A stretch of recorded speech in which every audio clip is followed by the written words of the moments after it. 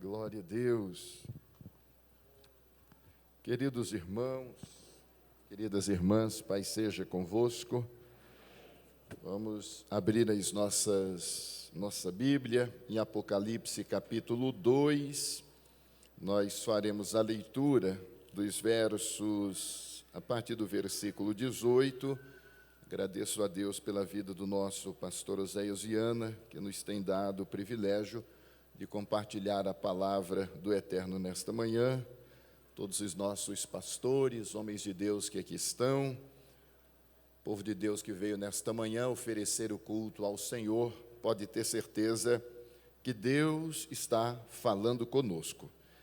Encontraram Apocalipse capítulo 2, a partir do versículo 18, Apocalipse 2, 18. E ao anjo da igreja de Tiatira escreve: Isto diz o Filho de Deus, que tem os seus olhos como chama de fogo e os pés semelhante ao latão reluzente. Eu conheço as tuas obras e amor e serviço e fé e a tua paciência, e que as tuas últimas obras são mais do que as primeiras. Mas algumas poucas coisas tenho contra ti, que deixas Jezabel, mulher que se diz profetiza, ensinar e enganar os meus servos para que forniquem e comam dos sacrifícios da idolatria. E dei-lhe tempo para que se arrependesse da sua fornicação, e não se arrependeu. Eis que a porei numa cama, e sobre os que adulteram com ela virá grande tribulação, se não se arrependerem das suas obras. E destruirei com morte os seus filhos, e todas as igrejas saberão que eu sou aquele que sonda as entranhas e os corações, e darei a cada um de vós segundo as vossas obras. Mas eu vos digo a vós e aos restantes que estão em Tiatira, a todos quantos não têm esta doutrina e não conheceram, como dizem, as profundezas de Satanás, que outra carga não vos porei, mas o que tendes, retende-o até que eu venha. E ao que vencer e guardar até o fim as minhas obras, eu lhe darei poder sobre as nações, e com vara de ferro as regerá, e serão quebradas como vaso de oleiro, como também recebi de meu Pai, e dar-lhe-ei a estrela da manhã.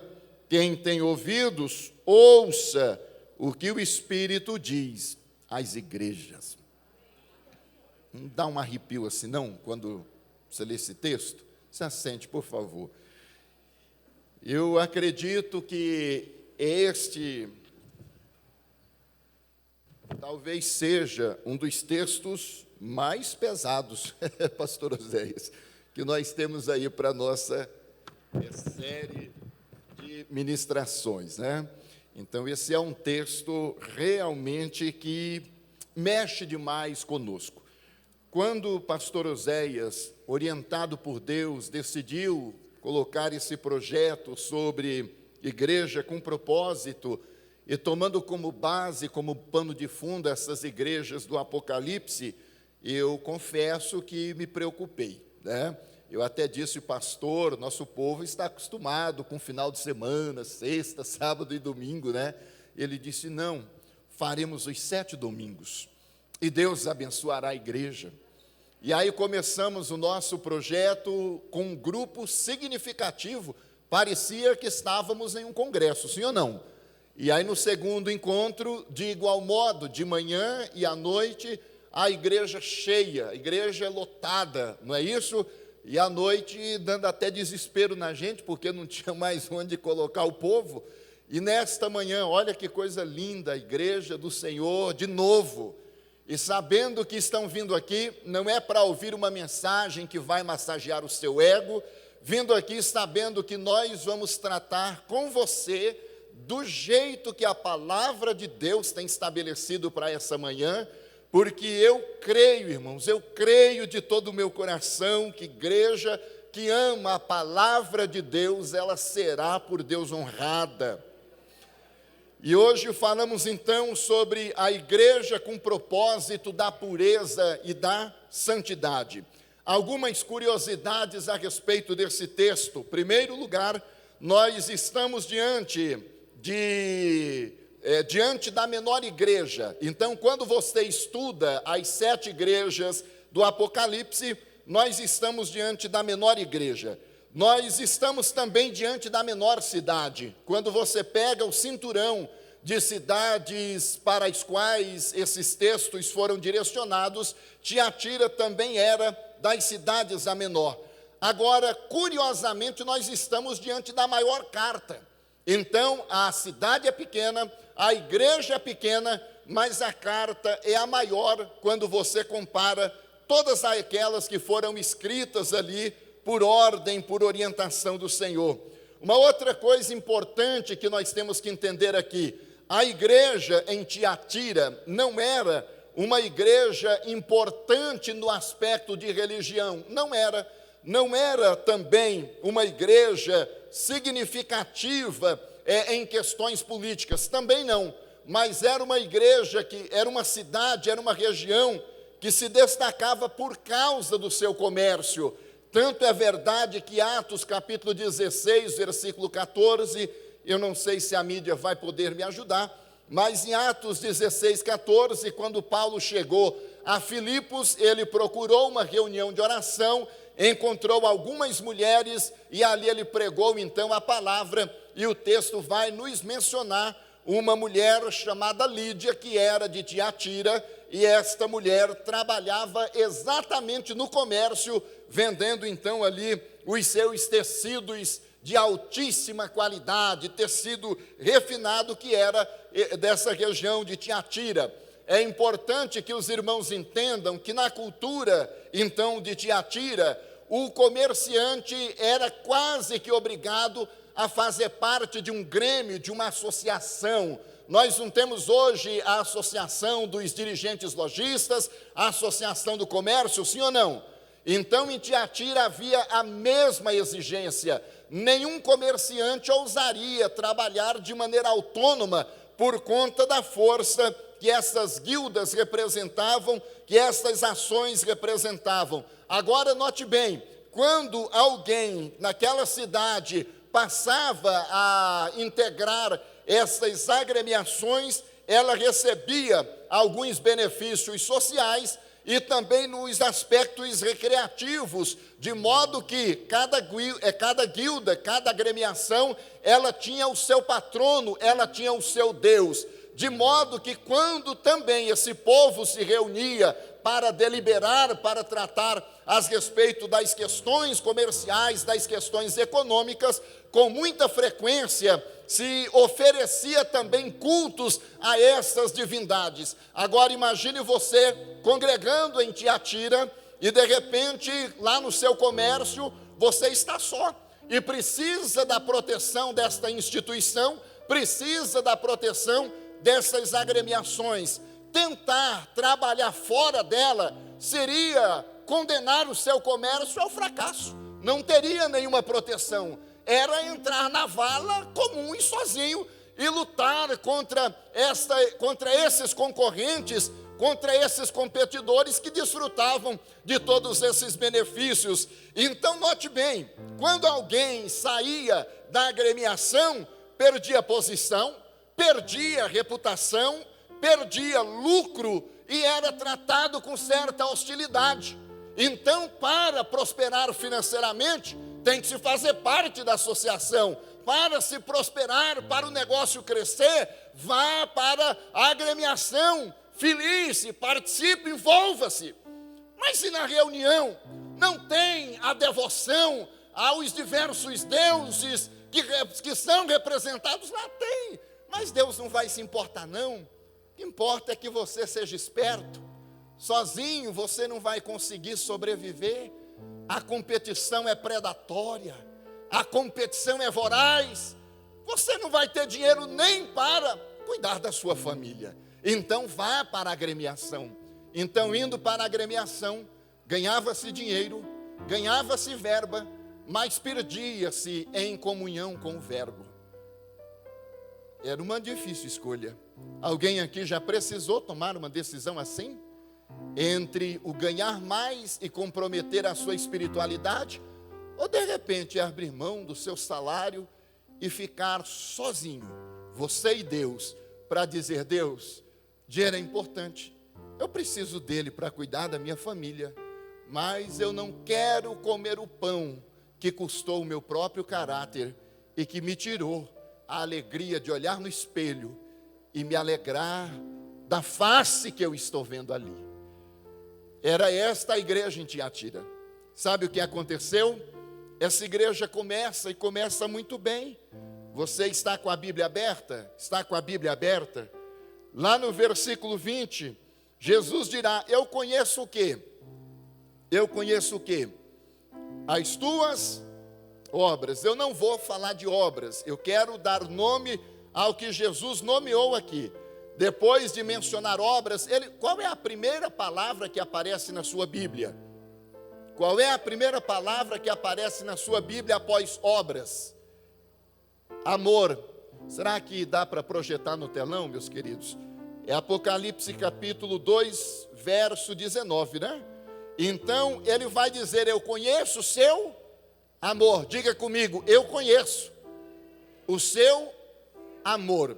A palavra conheço no grego significa conhecimento completo, conhecimento absoluto, não é conjectura. Então, quando Jesus diz eu conheço, ele não está falando apenas daquilo que está exteriorizado, ele conhece a profundeza dessa igreja, desses irmãos e dessas irmãs. Então ele diz: eu conheço o teu amor.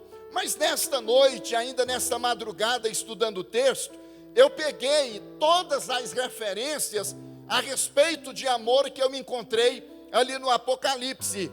Então, se você quiser acompanhar comigo, note que quando ele fala de amor, ele faz um contraponto àquilo que faltava em Éfeso. Éfeso era uma igreja extraordinária. Tenho, porém, contra ti que deixastes o quê? Me ajuda, igreja. Tenho, porém, que deixastes o teu primeiro amor. Então Éfeso não tinha amor. Já no caso de Tiatira, ele começa destacando a primeira qualidade. Qual é? Qual é? Amor, amor. Então aquilo que faltava em Éfeso, havia em Tiatira. Era uma igreja que amava. Irmãos, irmãs, nós temos noções terrivelmente equivocadas a respeito do que é amor. A expressão amor, ágape ou agapau aqui no grego, significa o amor do tipo de qualidade de Deus. Pastor, então ágape é sempre o amor de Deus? Não. Às vezes ágape é aplicado para as coisas mais absurdas que o ser humano pode cometer. Quando Amnon estuprou a própria irmã, o texto diz que ele a amava. Amava ali na Septuaginta é ágape. É um termo aplicado para uma realidade de estupro. Então arranca da sua mente a ideia de que ágape sempre será amor de Deus. Às vezes amor de Deus é filéu, é amor de amigo. Quantas vezes Jesus aplicou esse termo para descrever o amor de Deus? Então vamos libertar a nossa mente dessa ideia. Mas no Apocalipse, o ágape tem a ver muito com o amor de Deus. E aí eu quero te apresentar alguns textos aqui. Apocalipse 1:5. Apocalipse capítulo 1 e o versículo 5. Esse texto diz que aquele que nos amou. Olha aqui na parte B do versículo, estão acompanhando? Aquele que fez o quê? Aquele que nos amou, e em seu sangue nos lavou dos nossos pecados. Note que, quando ele diz, eu conheço o teu amor, é essa mesma ideia que ele está passando. É o tipo do amor de Jesus. Ele nos amou, e por nos amar ele fez o quê? Por nos amar ele fez o quê? Ele nos lavou, não é isso? Então essa é a ideia de amor.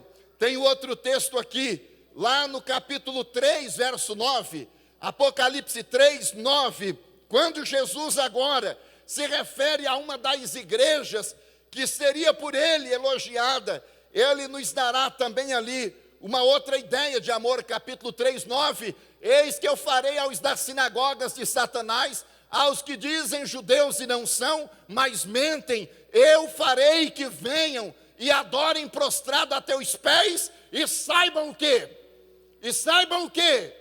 E saibam que eu te amo. Então, quando ele diz, eu conheço, Tiatira, o teu amor, ele está falando, você aprendeu a amar do jeito que eu amo. Oh, meus irmãos, oh, minhas irmãs, não é isso que nós precisamos? Não é amar do nosso jeito, é amar do jeito que Deus ama. Quantos precisam aprender a amar do jeito que Deus ama? Quantos precisam? Eu preciso, eu quero aprender a amar do jeito que Deus ama. Então ele se volta para a igreja de Tiatira e diz que ela, eu conheço o teu amor. E quando no Apocalipse se falou do amor, não do amor do tipo de Deus, mas do amor do tipo humano, nós temos uma lição tremenda. Apocalipse 12, 11. Agora é o amor, não do tipo de Deus, agora é o amor do tipo humano, mas que aprendeu a amar do tipo de Deus. Apocalipse, capítulo 12, 11, e eles venceram pelo sangue de quem? Ô igreja, me ajuda aí, eles venceram pelo sangue de quem? Sangue do Cordeiro, pela palavra do céu? E eles não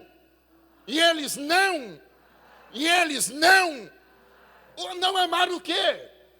Não amaram o quê? Não amaram o quê? Me ajuda, não amaram o quê? Não amaram o quê? Não amaram a própria vida. Até quando? Até a morte. Se é o tipo do amor, do tipo de Deus, não ama a própria vida, porque eu sei que viver não é importante, servir a Deus é, e a vida só é importante quando ela é vivida na dimensão do projeto de Deus. Você acha que nesta manhã existe um lugar mais importante para você estar? Pois eu digo que não havia. O lugar mais importante é aqui. O lugar mais importante é onde se prega a palavra de Deus, onde me ensina a amar do jeito que Deus ama. Então ele disse, Tiatira, eu conheço o teu amor. Sabe o que mais? Voltemos para o capítulo 2, verso 19. Depois de falar do amor, o que mais ele elogia na igreja? Depois do amor, serviço, diga serviço. Diga, ele conhece o meu serviço. Não, mais uma vez, ele conhece o meu serviço. Você não fica constrangido não de dizer isso? De verdade, você não fica constrangido não? Vamos repetir, ele conhece o meu serviço. Isso te deixa constrangido? Isso te deixa constrangido? Ele conhece o teu serviço. Ele conhece o teu serviço. Isso não te deixa constrangido, não? Porque durante a semana, quais são os serviços que você tem feito por Ele? Durante a semana, quais serviços você tem para apresentar a Ele? Ele diz, eu conheço que você me ama, e esse amor que você tem por mim, não é um amor apenas de palavras, é um amor que é comprovado pelo serviço que você me presta. Ei, para de amar a Deus apenas de teoria, para de amar a Deus apenas de lábios, mostra com teu serviço que Ele é o Senhor da tua história, mostra com seu serviço que Ele é o Rei da tua vida. Conheço o teu amor, mas eu conheço também o teu serviço. Eu não sei vocês, mas eu às vezes fico até constrangido, porque Ele conhece o meu serviço, mas também conhece se eu não tenho serviço nenhum para apresentar a Ele. A palavra serviço aqui, no texto original, ela é tremenda. É a palavra diaconia, que foi traduzida por ministério. Então não é a diaconia cargo ou função, é a diaconia na prática. Ela pode ser traduzida por ajuda, sustento, contribuição. Pode ser traduzida por socorro. Essa mesma palavra, e o Dr. Stanley Horton, ao comentar esse texto, ele disse assim: esses cristãos devem ter tido também um coração voltado aos pobres, aos humilhados, às viúvas, aos órfãos e aos estrangeiros. Dr. Grant Osborne, no melhor comentário sobre o Apocalipse que alguém já produziu, ele diz que o termo ocorre apenas nessa passagem em todo o livro, e ela faz referência a um tipo de vida ativa, de cuidado e de ajuda, um serviço e ministério caridoso para com os outros. A ideia básica é a seguinte: eu amo a Deus, meu irmão está sofrendo, o que eu posso fazer para ajudar? Ei, esse é o tipo do amor que Deus espera de nós. Se nós amamos a Deus, nós não vamos ver os cristãos afegãos sendo maltratados, gente caindo de aeronaves, e olhar para isso e o nosso coração não ter uma pontada de dor, porque a dor do outro é a minha dor. Aquilo que dói nele, dói em mim, porque ele também.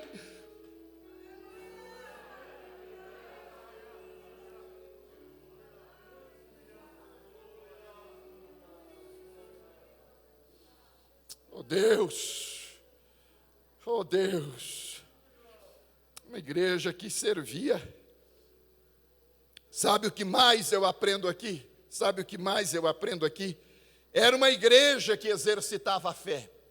Era uma igreja que amava, que servia e que tinha fé.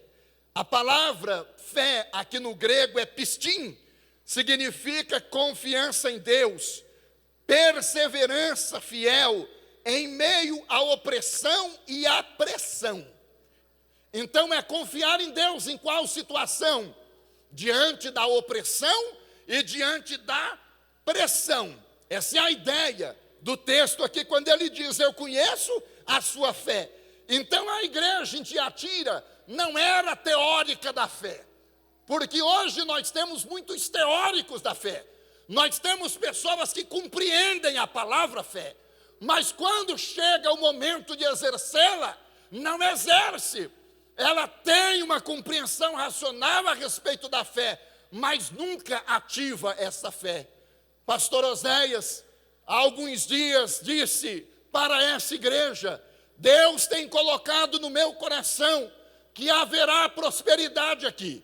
Pessoas que são fiéis a Deus, elas serão abençoadas, e estabeleceu até o mínimo.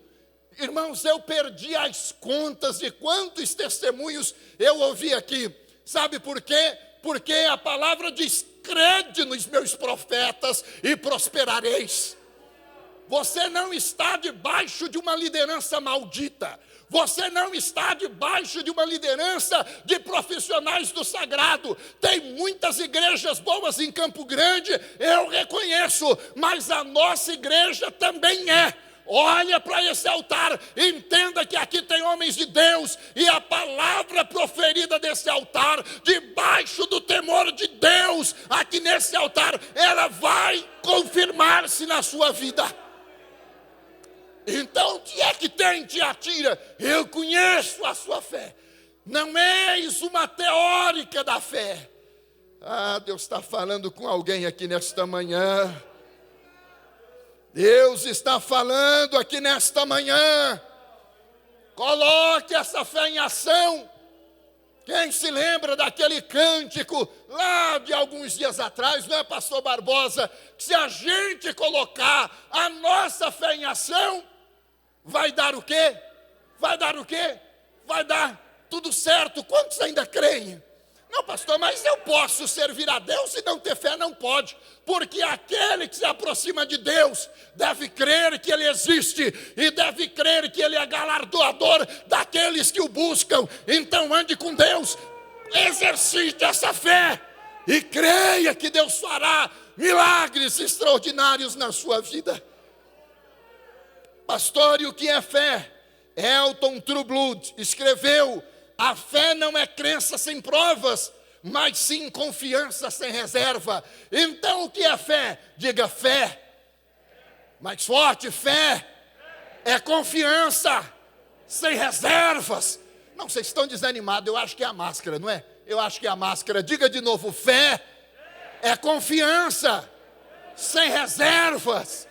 Confie nele, porque ele tem vitória para o povo dele. Para a gente terminar aqui nesta manhã, pastor José Roberto, o que mais que a gente encontra nessa igreja? Encontra perseverança ou paciência. Está aí na sua Bíblia? Capítulo 2, 19. Tem paciência. O Rick Warren conta que um irmão orou a Deus pedindo paciência. Já contei quantas vezes isso, né? O irmão ora dizendo: Deus, dá-me paciência, depressa. Então, às vezes é assim que a gente quer a paciência, ou não é?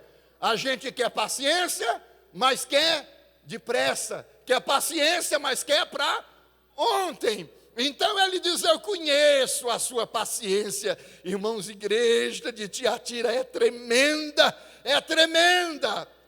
A palavra grega para paciência, hipomonem, significa perseverança ativa em meio à pressão e aos tempos difíceis ou circunstâncias atormentadoras. Meu Deus, essa palavra é maravilhosa. Significa esperar em Deus quando as tentações e o mal estão presentes no mundo. São as muitas tribulações que geraram na igreja esse tipo de paciência. Pastor, mas a igreja lá sofria? Será que sofria? Havia ameaça de exílio, de encarceramento, ostracismo social, calúnia, pobreza, exploração econômica, violência, constante ameaça das ações judiciais. Era esta a igreja. Diante do sofrimento não havia desespero. Diante da perseguição, ninguém arrancava cabelo, batia a cabeça na parede e ficava dizendo: e agora? A gente não sabe o que fazer. Não, na noite escura da alma, respira fundo, mantenha o foco em Deus, creia que por mais que as circunstâncias sejam as piores possíveis, Deus tem nas suas mãos o controle absoluto de todas as coisas. Não cairá fio de cabelo da cabeça, dizem, sem que tenha autorização dele, não é? Então eu creio que Deus é aquele que traçou a nossa vitória e ele vai nos conduzir. E mesmo quando tentarem fazer mal, ele converterá em bem, porque ele é Deus. O que é que te inquieta aqui nesta manhã? Fecha os teus olhos. O que é que te inquieta aqui nesta manhã? O que é que te inquieta aqui nesta manhã? O que é que te inquieta aqui nesta manhã? Qual é a tua dor? Qual é a tua angústia? O que é que tem tirado de você até a possibilidade de apresentar um glória a Deus e aleluia? Pastor, eu estou sofrendo tanto e eu não sei o que fazer. Pois bem, a palavra está te ensinando. Seja paciente. Respira. Conte até 10, dando glória a Deus. Diga para ele: Senhor, em nós não há força perante essa grande multidão que vem contra nós, e nem sabemos do que fazer, mas os nossos olhos estão postos em Ti, porque quando eu não sei o que fazer, eu sei para quem eu devo olhar. Tenha paciência, irmã. Tenha paciência, irmão. Pastor, situação está tão difícil. Seja paciente. Continue crendo nele, porque Deus certamente tem vitória para você. Nem saímos do verso 19. Meu Deus, dava para fazer 7 pregações só aqui. Dava para fazer, né? Só sobre a igreja em Esmirna.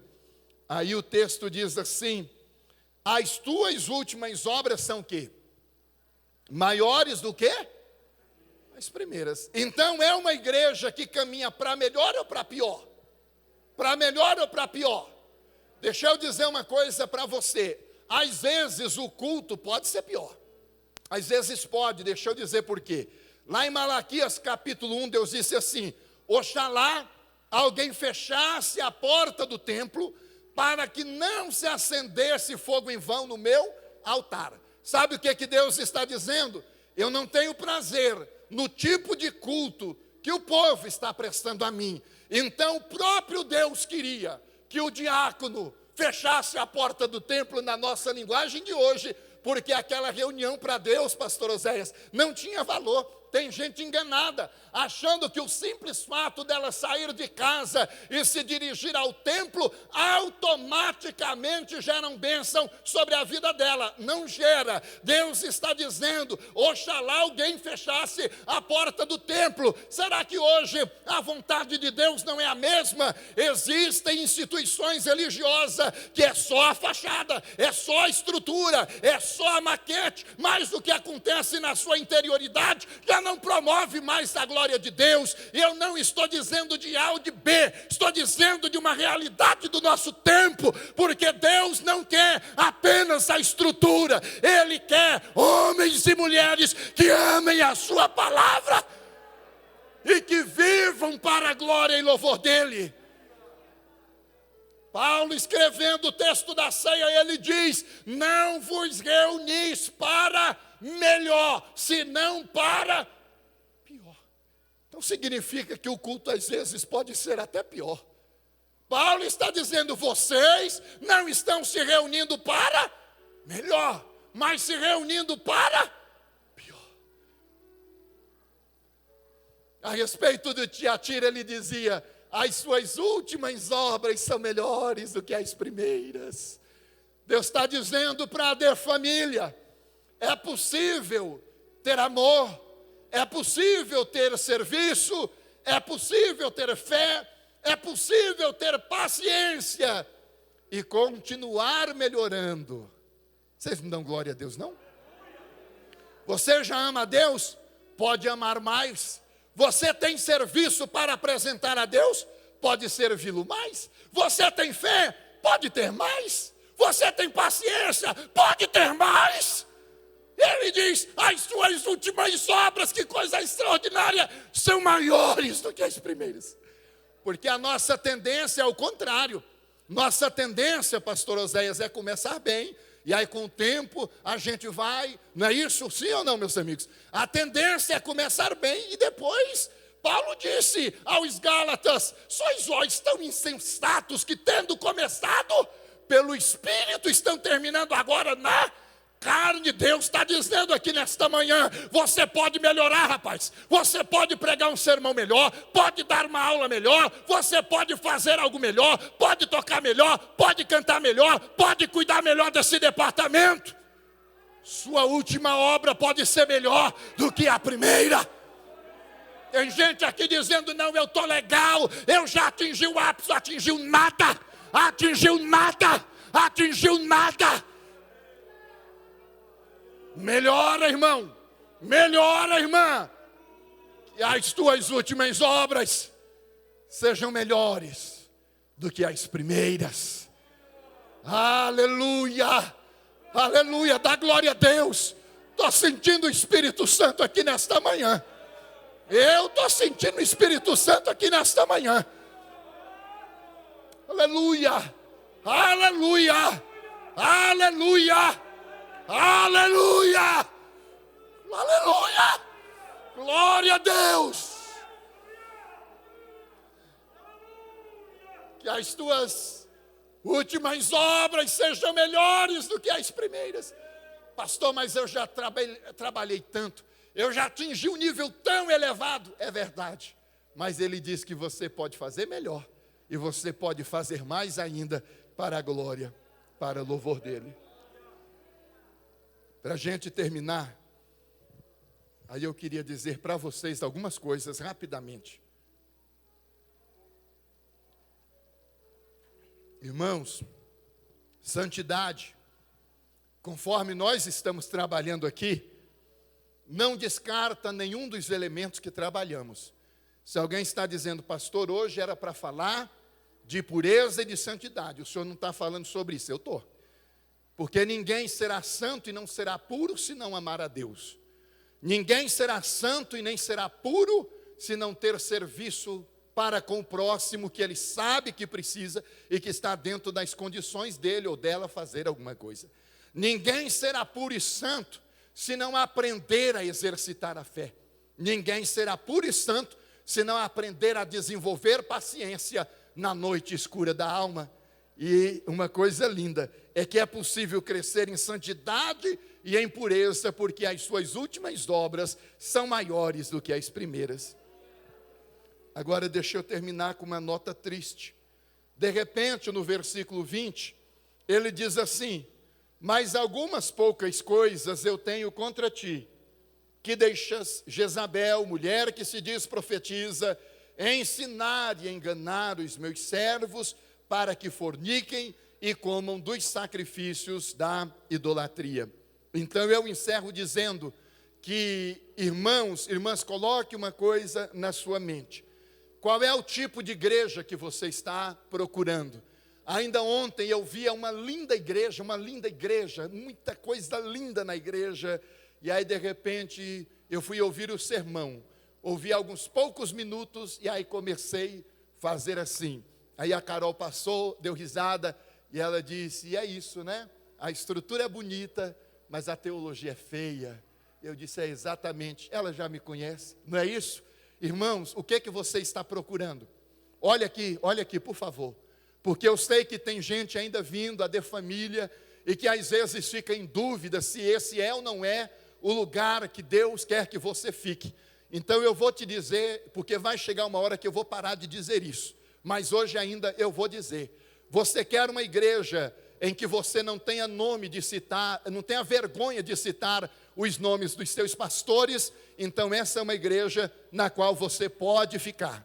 Se para você isso faz alguma diferença, quando você chegar no bairro, na cidade, para o seu patrão, na faculdade, e dizer: eu sou membro da igreja Assembleia de Deus Família, meu pastor se chama Oséias Viana, e você poder falar isso com alegria. Então, se liderança espiritual, que ama a Deus, que ama a Bíblia, faz alguma diferença para você, eu vou dizer que essa é uma igreja que você pode ficar, porque nós estamos dispostos, não é a pregar o evangelho, é a vivê-lo. Somos perfeitos? Não somos, nós temos falhas, nós temos erros, mas estamos cuidando um do outro, estamos um ajudando o outro. Então, para você, se liderança pastoral faz alguma diferença, então esse é um lugar que você pode ficar. Não, vida de pastor para mim não importa. Então, irmão, irmã, você vai encontrar grandes estruturas, vai encontrar grandes profissionais do sagrado, vai encontrar grandes gurus da religião, mas eu vou dizer uma coisa: caminhar debaixo de uma liderança temente a Deus, isso é bênção. Isso é bênção. O que mais você procura? Procura uma igreja que ama a Bíblia. Irmãos, eu estou falando aqui há quase uma hora, pelo amor de Deus. Estou falando alguma besteira? Nós não estamos mergulhando na Bíblia. Nós não estamos aqui desesperados, querendo entender qual é a lição de Deus para nós através desse texto. Então, se você quer uma igreja que ama a palavra de Deus, que ama a Bíblia, a de família é uma igreja na qual você pode ficar.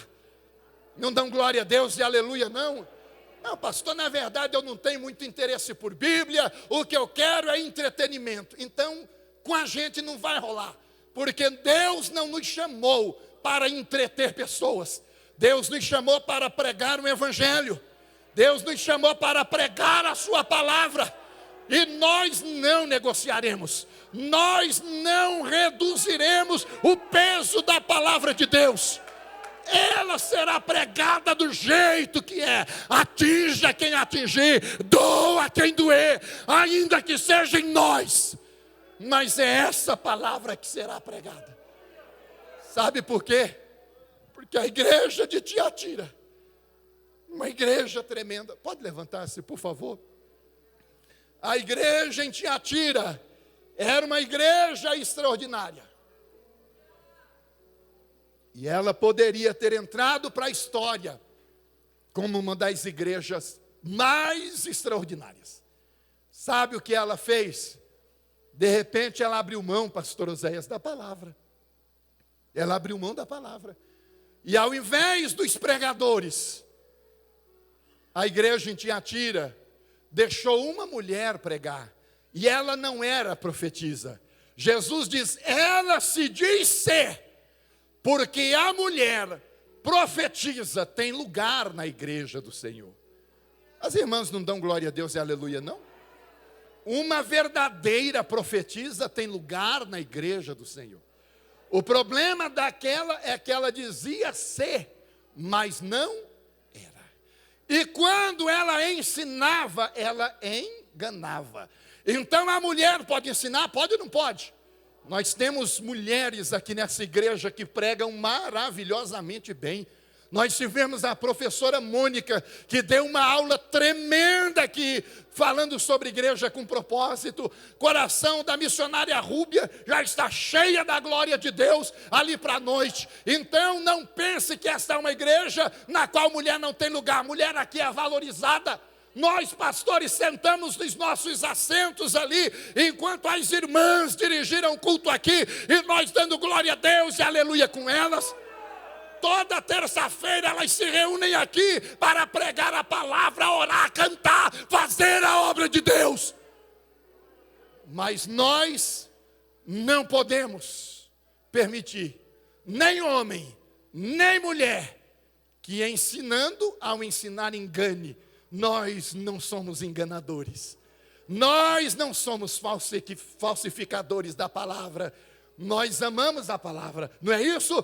Homens e mulheres, profetas e profetisas, aqui a palavra de Deus será honrada. Vocês podem dizer glória a Deus? Feche os teus olhos, por favor. Feche os teus olhos, por favor. Aleluia.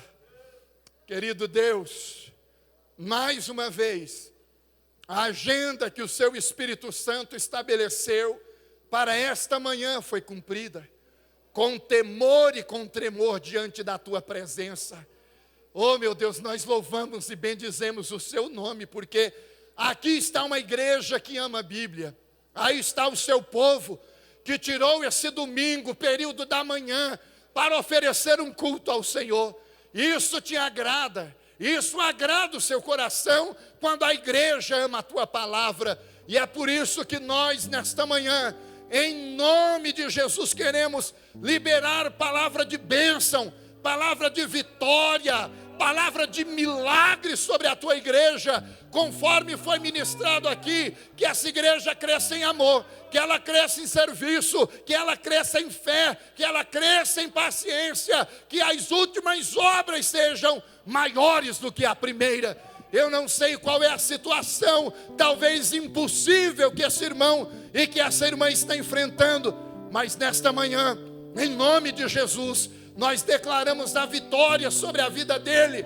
A igreja em Tiatira sabia que tinha que escolher às vezes entre ganhar mais e ser fiel, ó Deus, ali ser infiel, ou de repente abrir mão de grandes lucros para ser fiel ao Senhor. Mas aquele que é fiel, nós queremos profetizar vitória, nós queremos profetizar portas abertas, nós queremos profetizar para aquele que é fiel, que o Senhor livre de dano, dos males e dos prejuízos, que aqueles que são fiéis sejam abençoados pelo Senhor de maneira maravilhosa. Ajuda-nos, Pai, ajuda-nos nesta manhã. Nós queremos que as nossas últimas obras sejam melhores do que as primeiras. Abençoa a tua igreja, em nome de Jesus. Amém, amém. Pastor Oséias, Deus abençoe. Deus abençoe.